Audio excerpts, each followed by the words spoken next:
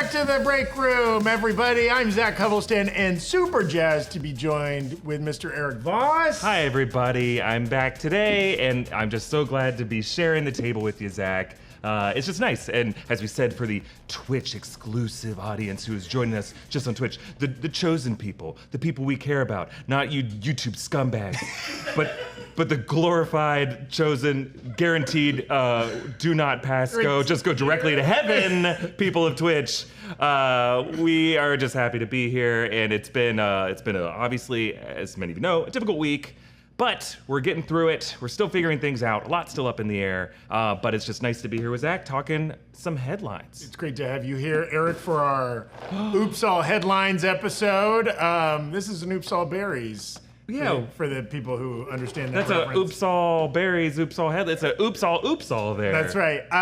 And Tommy's not here today, still working with us. Okay, Yes. He's in San Diego. He's doing a special thing at Comic-Con. He's going to be back tomorrow, along with potentially another special guest. Yes, special guest. You got to tune in tomorrow. I'll be there. I'm not the special guest. There's an additional guest. We got Tommy's a special guest. Erik's a special guest. We got an even more special guest. So much special. It's gonna be special.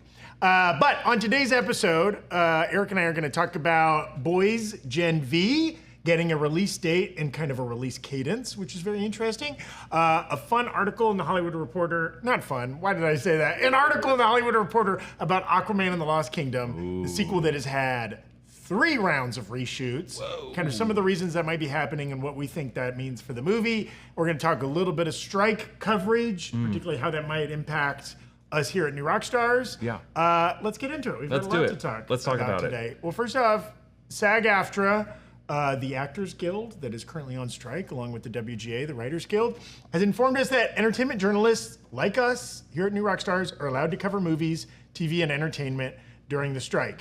And of course, we support all these guilds, all Hollywood unions. We want them to win good, fair deals that help them continue to make the awesome content that we love. Yeah. Right? We want them to have a supportable, equitable career that allows them to thrive as creatives, so that we get to thrive as the vulture creatives suckling off of the carcasses they create. I don't know where that metaphor was going, but we are gonna continue to cover things like Secret Invasion, Yes. Barbie, Oppenheimer, any kind of content that comes out during the strike. And you know, you've been really thoughtful about this, Erik, and you've read all this stuff, and you've made really smart, informed decisions. Yeah, go check. You mentioned our friend Greg Alba made a great video on the Real Rejects channel that broke all this down. Also, check out Dan Murrell's video.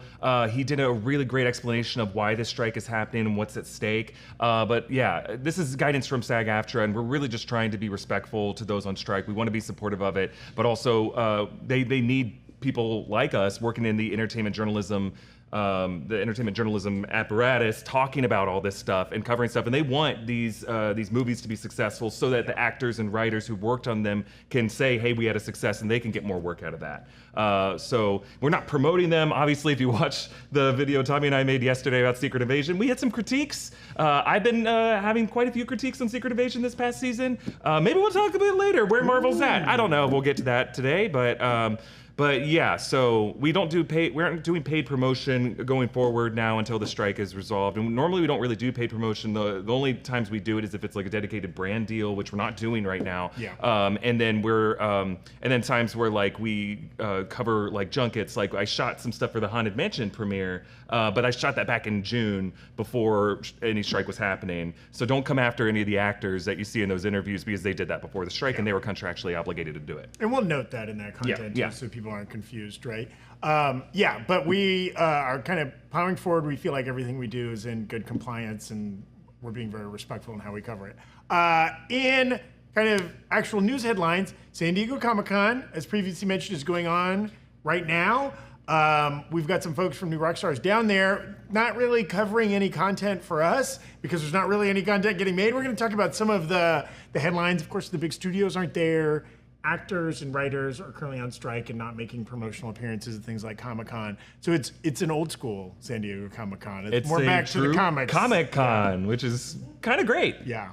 With a few like outlying things that kind of fall into our purview, like the video game Spider-Man 2 has a current panel. It's going on right now. Actually, our talented producer Evan is scanning Twitter as we speak, and if any kind of good details come out of that, I guess they showed a new trailer. We've previously gotten a trailer for Spider-Man 2, but they showed a new trailer that has not been released yet. Eric's also going to keep us abreast if there's any breaking news. There's also some animation trailers.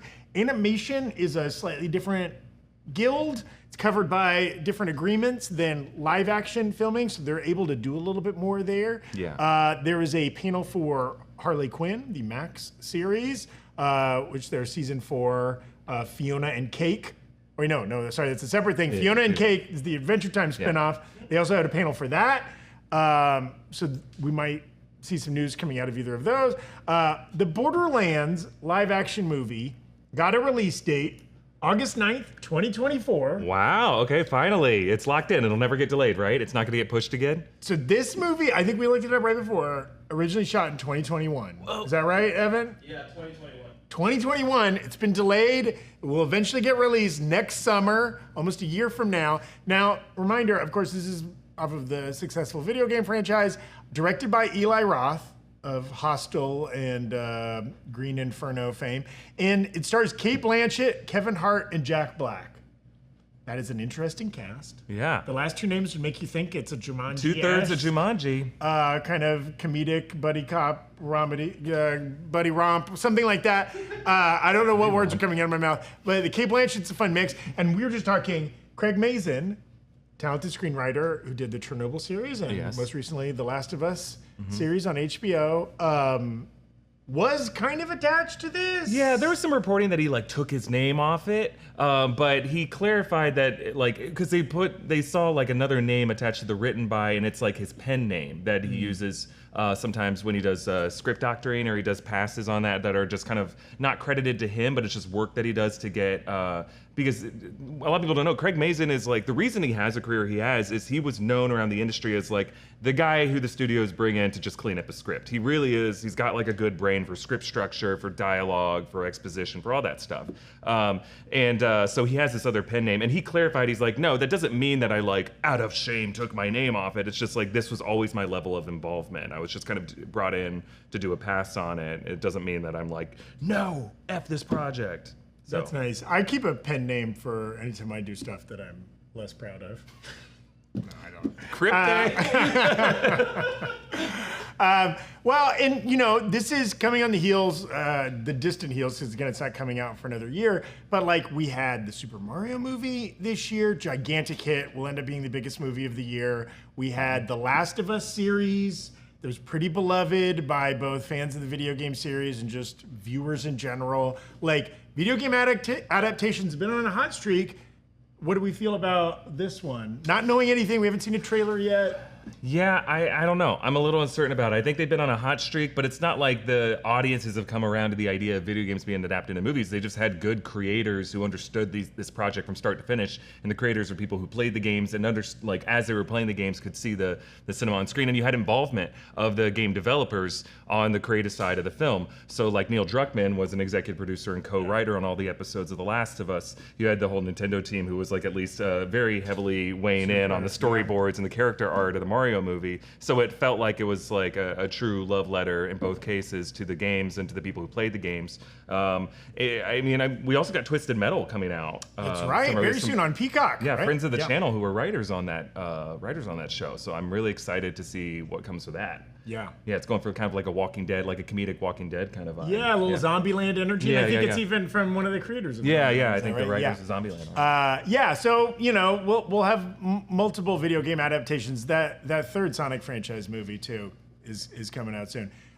Quick tangent. Did you watch the Jury Duty show? No, I haven't seen it yet. I hear great James things. Marsden in that show. He's Emmy nominated. Really? He got an Emmy nomination. Awesome. This is very off-brand for new Rockstars, but go watch that Jury Duty show. It's one of the funniest things I've seen in a long time.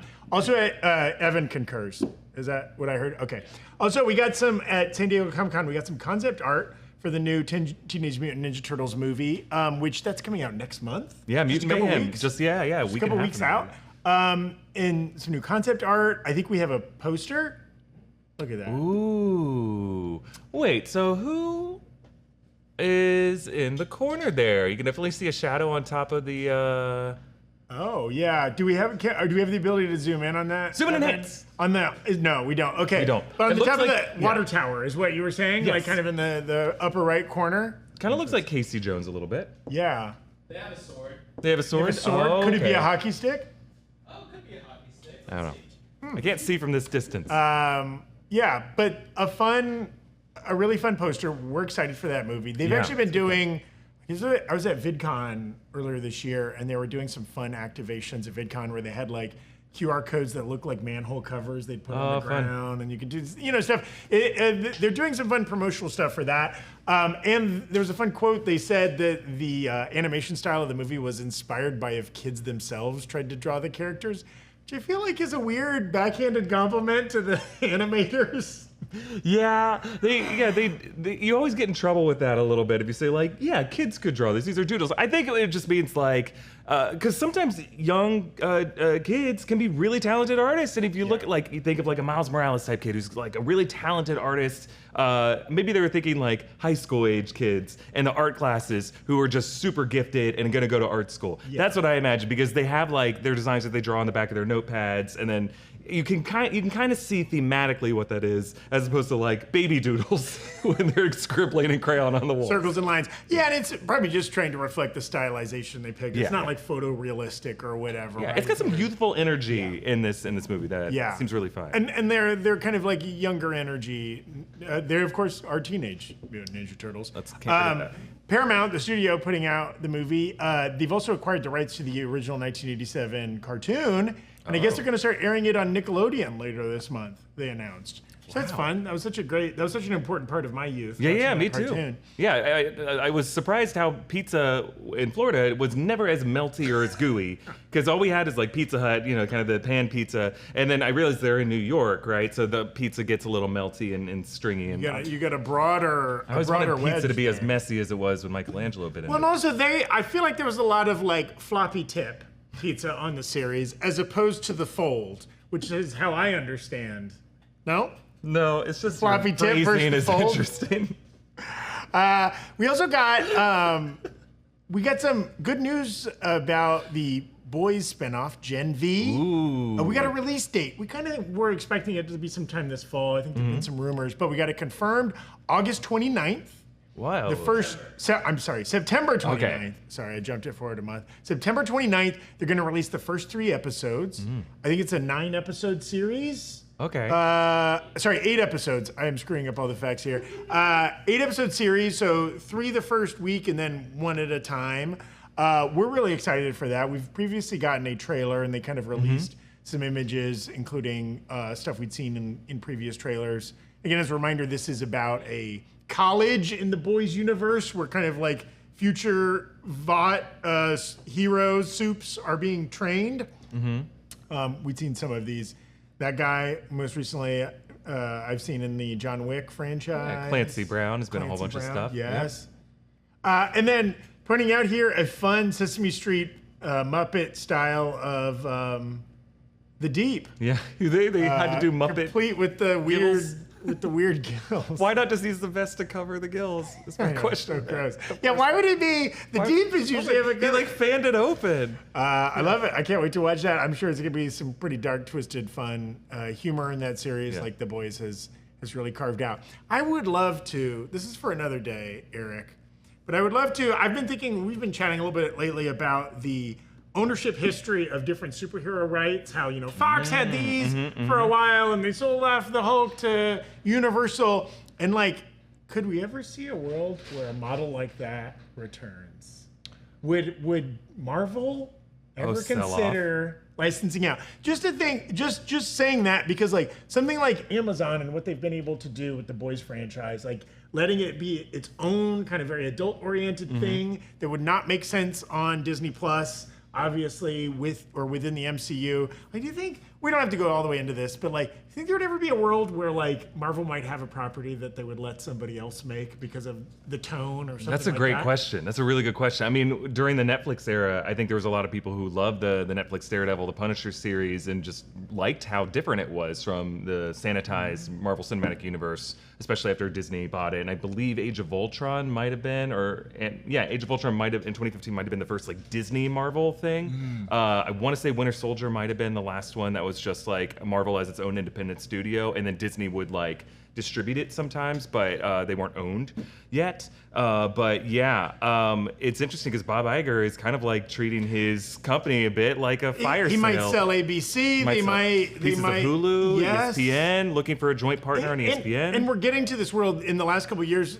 You know, the streaming wars were all about like consolidation and bringing everything in house, and Warner Brothers no longer sold any of their content to Netflix, and everybody was kind of launching their own streaming service and keeping all their content under that. And so I just wonder, like, and now that they've reversed course, and now Warner's will rent out the Potter franchise to somebody else, and they'll sell off Batman movies over here for a given time or something like that. And I just throw that out there. I mean, hey, it sounds like Deadpool 3, they're committed to making it R-rated, feeling just like the previous two Deadpool appearances were. Daredevil Born Again, like there's mixed reporting out there, but it sounds like they want to try to make it as intense as the Netflix show was, but there was a stunt coordinator, I believe, or stunt worker who said that he was not asked back to come on the Disney Plus Daredevil Born Again, and was like a little like he seemed to be like, yeah, I've talked to my guys who are working on it, and it's just not the same. I don't know. Maybe he's just bitter. Sour grapes. Who knows? Or he might be absolutely right, and we'll just have to wait and see. But yeah, what I liked about the idea of the consolidation at Disney is to at least have different brands, different platforms that you could put these things on, or maybe different tiers within Disney Plus where it's more for like R-rated content, where you can have like different flavors of this violence. Because hey, watching Secret Invasion this season, it's not like the most violent superhero stuff we've seen, especially from Netflix, from Punisher, those other shows, or especially from Amazon's The Boys. Nowhere near as violent as that, but.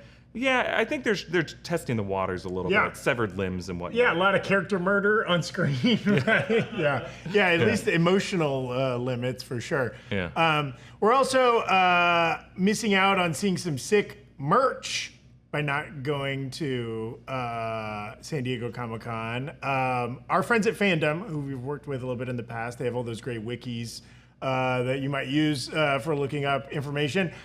They posted this on Twitter. I just want to play this, and then we'll both react to it. What? Oh my God. What? What else can fold? Just wait. Whoa! Oh my God! He's still moving! He's dancing! Oh. How did I miss this? That's so cool! I mean, Transformers are real now. They are real. It was a robot in disguise. I mean, previously we've all had to like accidentally break off a wing or whatever. And force it to transform. manually. Let him come.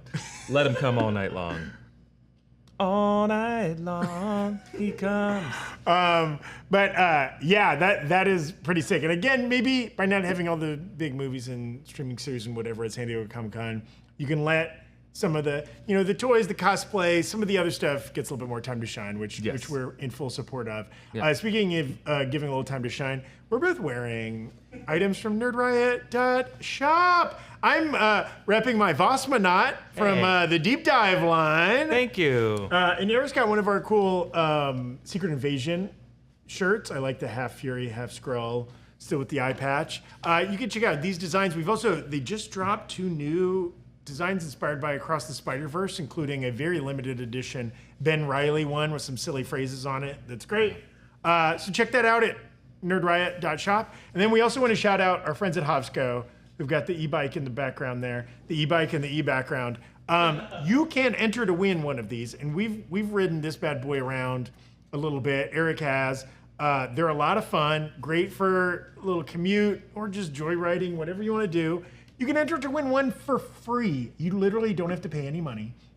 There's a link in this video's description. If you subscribe to the Breakroom channel, if you follow us on Twitch, if you follow a couple other social medias and sign up for a newsletter or something, right? All of those give you extra entries to win, and we will be drawing a winner to get a free $1,500 e-bike.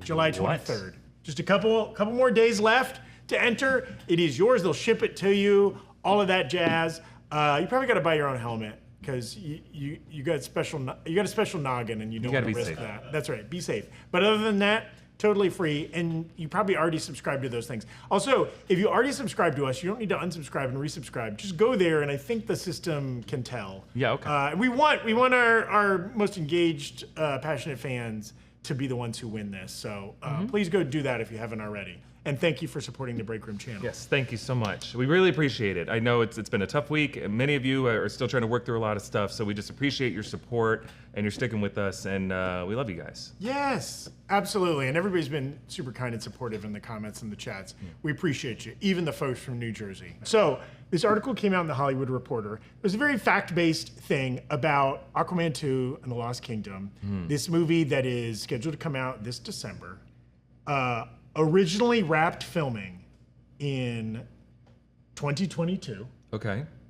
18 months ago is when they finished principal photography. Okay. It was originally scheduled to come out March of this year, I believe, and was delayed to December of this year. And the article specifically went into, it's had 3 rounds of reshoots. Now, couple prefaces there. Every superhero movie has reshoots. Every Marvel movie that gets made has a round of reshoots, right? There's all kinds of stuff that needs to happen. Oh, the digital effects aren't working right, or we've got to tie into this future thing. Often post-credit scenes are from reshoots. Minimum 2 rounds. Like, I think every Marvel release has had 2 rounds of reshoots, and maybe people might be like, that's why Marvel sucks right now. They've been doing minimum 2 rounds of reshoots since Phase 3. You know, some of the best Marvel titles from Avengers Infinity War, Avengers Endgame did multiple rounds of reshoots over several months and years. Black Panther, several rounds of reshoots. Spider-Man No Way Home did several rounds of reshoots. So I think that's not atypical. 3, though, is more than I've heard. 3 is, before. and they specifically cited that at least the 3rd round was after there were some test screenings that they weren't happy with. Now, more background. Poor The Lost Kingdom, right? It's got a couple things going against it. Even though the article reminded me of this, you know, the first Aquaman's the most successful DC movie of all time? Yeah, which is crazy. That is a very, very weird It made stat. almost $1.2 billion.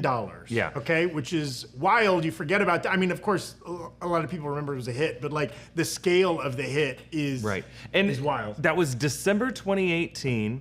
It might have been the one big live action title that was just in theaters in January. And I think internationally it made a crap ton of money just by being like the one big movie that was in theaters throughout early 2019 before there was like anything else. So I think it just dominated the holiday season and throughout most of January. And this was an era we were talking about the other day when every superhero movie you put out printed money. Yeah. Captain Marvel made $1 billion. You know, obviously this is like leading up to and around Endgame when just the hype was so big for all these films. Yeah. So the first movie made so much money. But since then, it was greenlit by studio heads that pretty soon after were fired. The new studio head, after a while, also fired. James Gunn is now taking over. So it's lived through 3 different administrations at Warner Brothers DC. Okay, that's tough, right? Because each group that comes in is going to have shifting priorities and preferences and everything like that. That middle group apparently like was very active in a re-edit and reshoots. And then of course, you know, James Gunn's now running things there with Peter Safran, who was a producer, I believe, on the first Aquaman movie and maybe also in this movie. And he has his priorities going forward, right? And he definitely does not want to be beholden to the Snyderverse, earlier DCEU, you know, filmography. Wants to be able to create new characters, new castings, all that kind of stuff. Now, apparently he has viewed this movie, gave positive feedback, is like, he okayed the reshoots, the most recent reshoots. But like, what do you think all of this says? Because the article certainly painted it as the studio wouldn't be putting all this money in to keep doing reshoots for this movie if they didn't think it could be a big hit. I think there's some truth to that. That might be a bit of positive spin. But yeah, I think if they still believe some somewhere that the project may be successful, yeah, they're going to keep investing in it to make it as successful as possible. Sorry, I got a little distracted because I saw the weird crow puppet that used to be on our old Lancashire office. And anytime I see a bird, I'm just like, bird? Used Bird? to deliver mail on Westeros Weekly, Yeah, I believe. there was one of the old episodes of Westeros Weekly we did after Game of Thrones ended that we were contractually obligated to keep making some after shows. And like the fan base has moved on. They're mad. And then at one point, they're just like, we couldn't get anyone today. So I had to host it by myself. And I totally made it into Pee-wee's Playhouse. And I had the crow talk to me.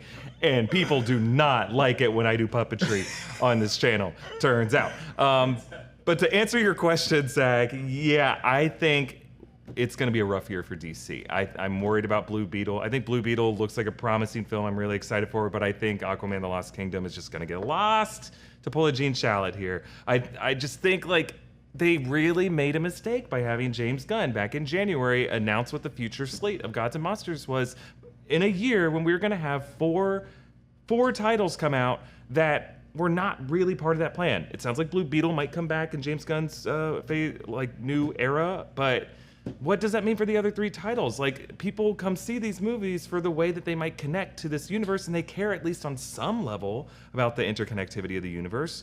And it's just kind of a shame. I wasn't the biggest fan of the first Aquaman movie. I was surprised that it got greenlit for a sequel. If it made that much money, I guess it makes sense, but I don't know who's excited for this movie. Yeah. Honestly, I haven't talked to anyone who is. And I totally feel you there. Obviously, yeah, the things going against it, right? Shazam! Fury of the Gods did not do well. The Flash did not do well, despite now it had its own issues, obviously with its star, but like tons of hype about it leading into it, the big cameos, things like that. Going back even further, Black Adam did not perform well. What are you talking about? I mean, it did restructure the order of power. The hierarchy of power forever. But after these kind of underwhelming releases, we are going to have Blue Beetle and then Aquaman, right? Like that's a tough track record. In its defense, again, the first movie was seen by a lot of people. Jason Momoa has a much higher Q rating, I think, and maybe is a little bit more beloved than the stars of some of these other films, possibly. He was great in Fast X. Yes. Now, Fast X also underperformed, though. So, and I will say, speaking of like there's not a lot coming out this December, right? We get the Marvels in November. There's no other hero movies. Kraven in October. But no other superhero movies in December and January. Yeah, how did that happen? That's so weird that there was no big holiday release. I guess you have the Marvels in early November, and then Disney has that animated movie Wish that maybe they just thought will be their Frozen, so that's why they didn't need like a live action.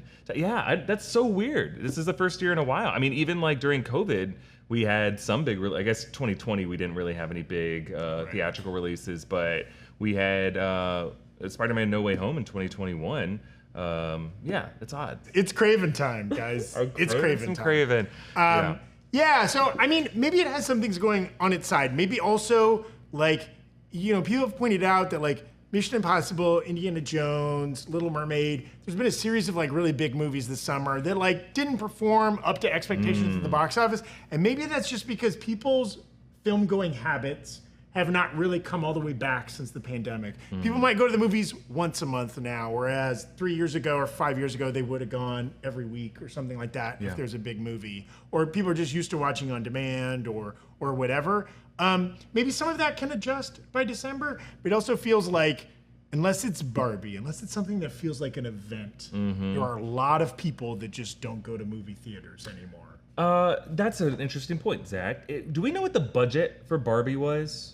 I think they're saying it was 120 million. Okay, a little too expensive for the point I wanted to make. Well, and then you probably double that for marketing. But that is, I mean, Aquaman will probably end up being double that. Yes. 250 million. Flash and other similar movies were probably, all superhero movies cost at least 200 million now, and many of them are closer to 300. Oppenheimer sounds like it's a very expensive movie too. I'm trying to find just a good test case of a movie that did not cost that much to make but ended up making big money. I think Knives Out was an example from like 4 years ago. That movie, it cost them like 60 million to make. And this year, a lot of the more successful like return on investment movies have been horror movies. Yeah. Right? The Evil Dead, what was that recent sequel? Evil Dead Rise? Evil Dead Rise, yeah. right? Ended up doing pretty well Okay. at the box office, and like horror movies are famously very cheap to make usually, and they seem to be one of the few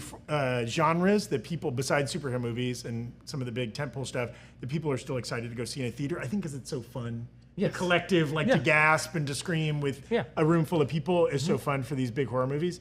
But yeah, I think like that is something we can maybe pivot into talking about, like what all of our favorite studios and superhero franchises are feeling, expecting right now, because I think that's what they all have to do. Marvel's always been good at, or Marvel in its heyday was good at not only getting us to go to the theater to see an Avengers movie or an Iron Man movie, but going to see secondary and tertiary characters movies too. Your Captain Marvels, your Ant-Mans, right? Like less household names. All we need to know is there's a Marvel movie in the theater, I'm there, right? Like, has that a little bit been lost? Yeah. What do they need to do to get us back excited to go for all Marvel movies? Yeah, I mean, you mentioned Captain Marvel and you mentioned Ant-Man. Captain Marvel made $1 billion, which is insane to me. Ant-Man, none of the Ant-Man movies did that well.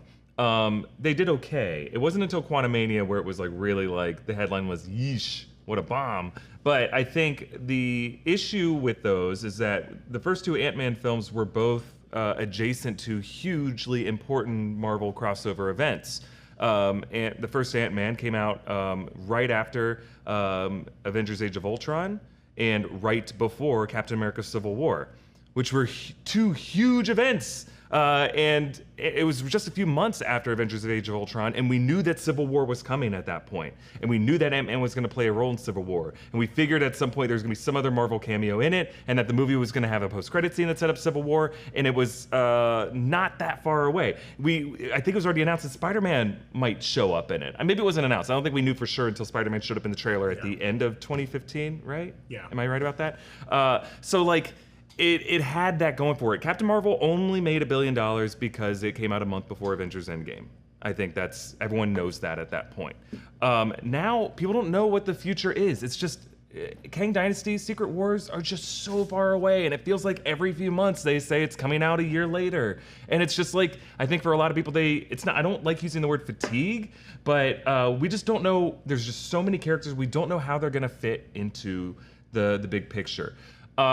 Now, we may be kicking ourselves on Monday because I think it's going to be a huge freaking weekend for all the studios. I think Barbie's going to make a shit ton of money. I think Oppenheimer's going to surprise a lot of people with how much it makes, and I think it's going to have a long tail. So I think, some of the narrative's going to get rewritten. I think Barbie is going to be compared to Mario in a lot of ways, like taking like a commercial product and then making kind of a tongue-in-cheek movie out of it, and the success of that. And just brilliant marketing, right? Great marketing. The TikTok stuff, the Barbie dream house in Malibu, like the trailers have all been perfect, right? Yeah, I think in the successful cases, they've marketed these films as experiences. Warner, despite its struggles recently, has pulled some clever marketing tactics in years past for the It movies, the two, It Chapter 1, It Chapter 2. They had the It House. They had great viral marketing, which is red balloons. Like the trailers for It were so well done, both Chapter 1 and Chapter 2. Warner historically has been, I would say, a bit better at marketing their films than Disney has been. And they're doing Barbie, right? So there's still some strength there. Recently, Universal has kind of taken the crown as maybe like the savviest marketers. Yeah. They did that Smile horror movie, and they had the people at the Smile at all the baseball games, and they did Megan, and like they found a way to take like smaller horror movies and like have them go viral in TikTok challenges and stuff like that, and get people to see these otherwise different kind of movies. And I think some of these other studios really celebrate the filmmakers more than Disney has in recent years. The filmmakers that they've been contracting with and working with really put their signature on their films. And I'm thinking of like Jordan Peele, who makes all of his films with Universal. Universal has always been like classic horror. That's kind of how they made their stand in Hollywood back in the 30s and 40s. They were like the home of the monsters. But they've always had that pillar of their tent poles. So like every trailer for a Jordan Peele movie, you know it's a Jordan Peele joint, and it's so well crafted. The way that they're able to suspend our sense of mystery and wonder about what this is going to be.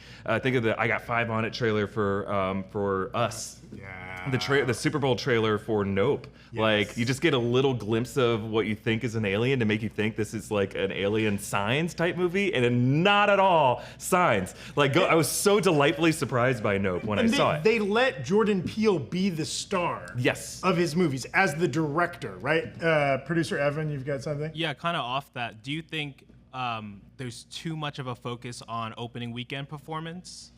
Do you think that's been too much of a driver of whether or not like films stay in theaters and how long and the overall success? I think, but that's not the studio's fault as much as the media's fault. Yeah. And that's been the case for pretty much our entire lifetimes. long Like, time. I mean, you got to go back to 1989 Batman. That's when that really changed everything. Opening weekend Batman, and then 4 years later Jurassic Park. Completely like those every studio was trying to chase that high of what Warner Brothers accomplished with the '89 Batman and what Universal accomplished with Jurassic Park. So that throughout the '90s, that's when you started to see the Hollywood Reporter and Variety start to like pit movies against each other and talk more about breaking records. Yes. You didn't see that through the '80s as much. I mean, Jaws broke records, But Jaws famously took the 70s. months, right? Like, and it Yes. was a slow build. And you do occasionally still see like Everything Everywhere All at Once, which last year ended up over a longer span and making a lot of money and was a significant hit, the biggest hit ever for Studio A24.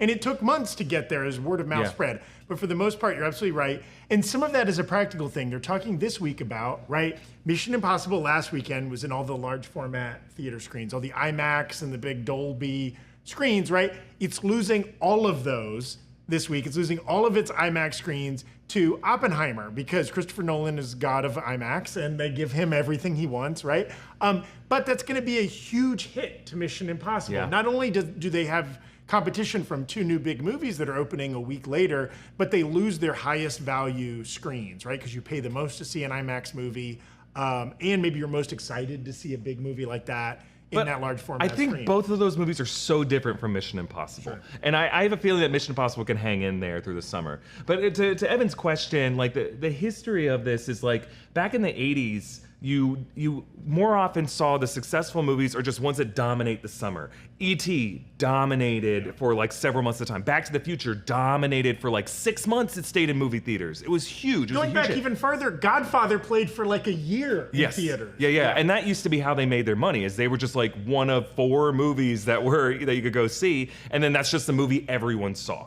And then now it shifted with Batman, I think, really was when it was like opening weekend. Like no one saw those numbers before.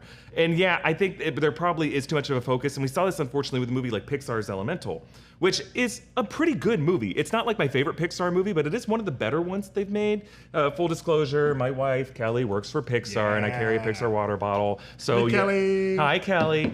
She did just text me during this. What did she say? She's trying to get Oppenheimer tickets. She just texted me the gif of Kylo Ren screaming, "Traitor!" because I'm seeing Oppenheimer without her. Sorry, Kelly. But we tried to see it early in the week. Anyway. So, I think but Elemental is making its money back, it seems like. Yeah. It just crossed $300 million at the box office. According to the cast, it's going to stay in theaters till Labor Day. So you got to give Disney some credit for just believing in that movie and probably looking down the pipeline and realizing, other than TMNT Mutant Mayhem, it's going to be the only animated movie in And the only theaters this summer. family movie that's in the theaters right now, really. Sorry, Kraken movie. Yeah, you forgot that you were also in theaters. Ruby Gillman. Sorry, Ruby. Teenage Kraken. Also a movie written by some friends of the channel. Oh, I'm sorry that it's not co-starring Sam Richardson, current celebrity appearing on The Breakroom. Yes. Thank you, Sam. Thank you, Sam. I think it is. They have a challenge, and I think like the biggest challenge maybe for Marvel and maybe increasingly for Warner DC in the future is how the streaming integrates in these streaming series, right? Do we think we've gotten too much Marvel in the last 3 years, or are we saying that just after kind of some mid Marvel, as they say, right? If every Disney Plus series was WandaVision or Loki, and What If season 1, please give us 50 weeks a year of that, Yes. right? I think that's the case. I don't think we have superhero fatigue. I don't think you can say that there's superhero fatigue when Spider-Man Across the Spider-Verse and Guardians of the Galaxy do as well as they did in box office. Absolutely not. When people are as excited as they are for Deadpool 3, no, that's not gonna, like, people will always watch superhero stories because really every monomyth is a superhero story in a way, and superhero stories aren't really a genre anymore. It's so diversified. But I do think we just had too many mid ones is really the case. And unfortunately, like if you just look at the programming slate of like HBO, HBO back to back will just have like a new miniseries or a new season of Succession. In between that, you'll have a new season of Euphoria, a new season of White Lotus. It doesn't feel like a lot of these shows could exist in the same world even, or at least they can be as tonally diverse as like the MCU has been in Phase 4 and Phase 5. But all those shows are pretty good. Some of the seasons aren't as good. You have that Lakers show with John C. Reilly. Winning Time, pretty good. And if you just have good producers making these shows, given the artistic license to tell the stories they want to tell, good cast, there's no reason why Secret Invasion, with the cast that it has, should be this struggling. Well, and you know what I come back to, and the reason I have faith in the future of Marvel is because, like, Kevin Feige knows what he's doing. He's inarguably the best superhero producer of all time, I think, in volume and consistency. Now, I think Marvel, regardless of your feelings on the last couple theatrical and streaming releases, right? Like, nobody's gonna agree they're at their peak right now, I don't think. But I think some of that was like the late first round of Iger and Chapek dictates to turn on the faucets and way increase your output, combine that with the pandemic that really screwed with releases and production and costs and stuff like that. I think they're coming out of this, both with the signals you're getting from the studio of like, hey, we might need to scale back a little bit. I think Feige's like, that's cool. Like, let's. Oh, I think he wants to scale back. Yeah. Let's circle up, right? Like, let's refocus. Let's do a little bit more quality over quantity. And I think they're going to figure it out. And then their rivals across town, right? DC. I have a lot of faith. James Gunn takes a very different tack. We never hear from Kevin Feige unless he's in Hall H. And we hear constantly from James Gunn. But, like, you know, it's an ambitious and fun slate that they've put together. I am excited for the Gods and Monsters slate overall. A big difference with James Gunn versus Kevin Feige is that James Gunn is a filmmaker and he's directing the first of these. And I think it's different when you have someone who is a filmmaker. Now, I think James Gunn can oversee a franchise. I think just from his work at Peacemaker, The Suicide Squad, I think he understands how to make interconnected stories that are still following characters. And that might be something that he has a leg up of over Kevin Feige, because I think Kevin Feige understands the imagery, the fandom, the fan history, and the connection to a character and what fans care about the most. I think what Disney and Marvel Studios may have missed the mark on, I think after Avengers Endgame, is recognizing which of their wide slate of characters and titles the fans were most passionate about. And I think they learned the wrong lessons from Captain Marvel making $1 billion and thought, oh, any character we put and follow the Marvel Studios title card with, they'll all turn up for. But you still have to make really great titles, and you have to let the directors, you have to have like a director who's married with the vision of the studio team. You can't meddle too much with these writers' rooms. And honestly, you can't make a 6-episode TV show the same way you would a movie. Great television is different, structurally different than a great film. Each episode needs to stand on its own if it's going to release week to week. If you're going to try to do a 6-episode narrative and just make everyone feel like, oh, you'll get next week, then drop it all at once. But I think good TV, and what WandaVision did really well, is it did feel episodic. It did feel like an event of the week. Loki, each episode stood on its own. But other than those two, I would say every single Marvel Disney Plus title has not had each episode of the series stand on its own. They all felt like it was just, okay, we're going A to B. And that's one thing I felt about Secret Invasion this week, is it really felt like it was A to B, that you could have moved some of these scenes and merged it in with the episode that came before and probably merged it in with the episode that came after. I think it's weird when you have like, I guess I don't mind if episode runtimes are longer or shorter, but I think structurally it tells you something about like the confusion of it if like the first 2 episodes are 55 minutes or really like 46 or 47 minutes with the really long Disney Plus credits, and then the other 2 are like 30 minutes. Yeah. It means that, like, did you really need this much? That's the studio being like, you got to give us 6 weeks worth of content. Right? Yeah, or exactly 6 weeks. Maybe they wanted to do an 8-episode run and then just have 8 30-minute episodes, and they had to merge some with the others. And yeah, I just think that's what happens when you try to tell one story over 6 chapters and try to do that as a series. And I think there are great miniseries. Again, I come back to Disney, or I come back to HBO. Love and Death. I think Love and Death was a lot of fun. Elizabeth Olsen, Jesse Plemons.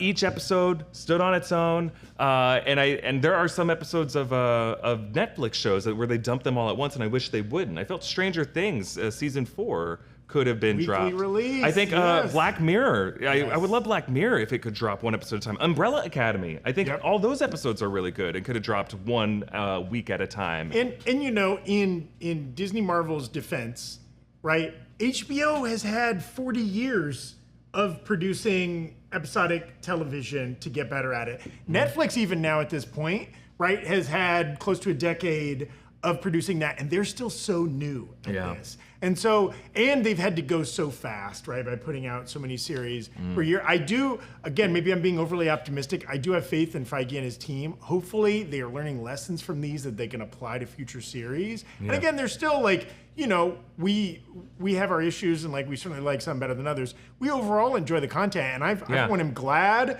right? Like, again, as a guy growing up, 1,000 years ago, when it was like we got our single, you know, we got Joel Schumacher Batman movie this year, and other than that, there's nothing to be seen on the horizon. We just thought that was Batman for the rest of our lives. Blade 2 is my summer movie. Yeah, you know? and I'm sorry, I am sounding ungrateful, and overall, I think I wouldn't know how to do this. I don't run a studio. It's hard. It's hard to tell interconnected stories with several different characters, and you want all of them to feel tonally different, and they all kind of have to interconnect and then set up to some big crossover event.